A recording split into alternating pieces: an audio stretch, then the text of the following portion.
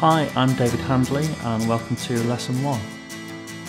For me, photographing children is capturing a moment or memory at an early stage of a young person's life, which can be remembered forever.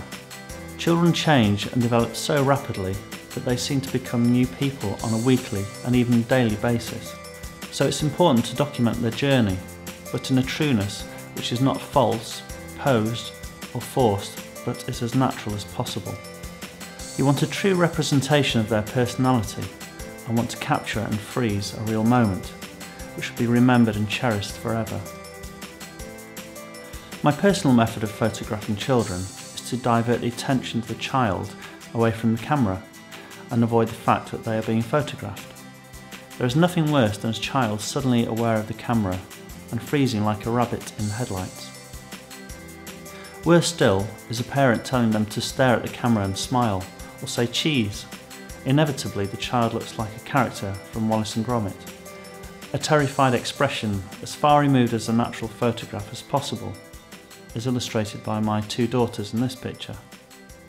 Once a child becomes aware of a camera and the fact you will be photographing them, then their whole persona and reaction will become completely different. The trick is to distract their attention away from the camera and put them into natural behaviour. I once saw a lecture about the interference of a photographer on his subject. The mere presence of a third party, especially with a camera, will alter the behaviour of the subjects. He told of a physician called Heisenberg, who claims that by measuring something, you automatically change it. For instance, if you want to measure the temperature of a bucket of water, you put a thermometer into it. But by merely putting the thermometer, which has a different temperature as the water, into the bucket, you're altering the overall temperature of the water and therefore get a false reading. Similarly, by walking into a room or invading the space of a personal child, you are instantly altering their behaviour as they become aware of you and your intentions. The lecturer told of one instance where he was photographing a famous couple in their hotel room. Once he entered their room, he saw an instant change in their mood from relaxed and happy to tense and uncomfortable. This meant he couldn't take a photograph of them in their natural state. That was until, focusing his camera and composing the frame, whilst walking backwards, he tripped over something and fell to the floor. The couple laughed at his misfortune and the photographer got amazing natural pictures, which otherwise he would not have achieved. This happened to me whilst taking this picture. I was running backwards trying to follow them and stumbled, which made them laugh and added to the fun element of the shot.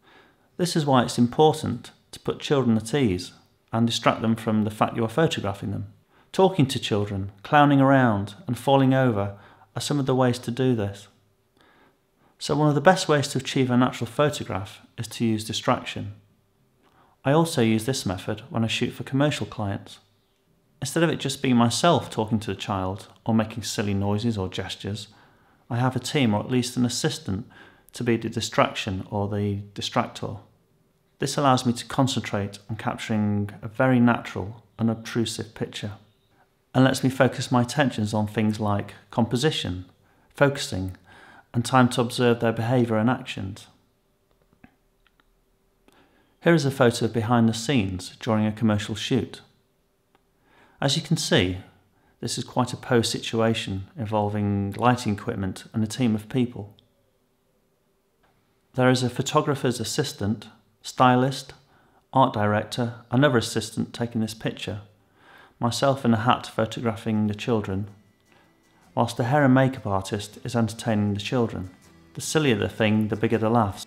It only needed 2 balloons and 1 uninhibited person to create the laughter, which got the shot we needed.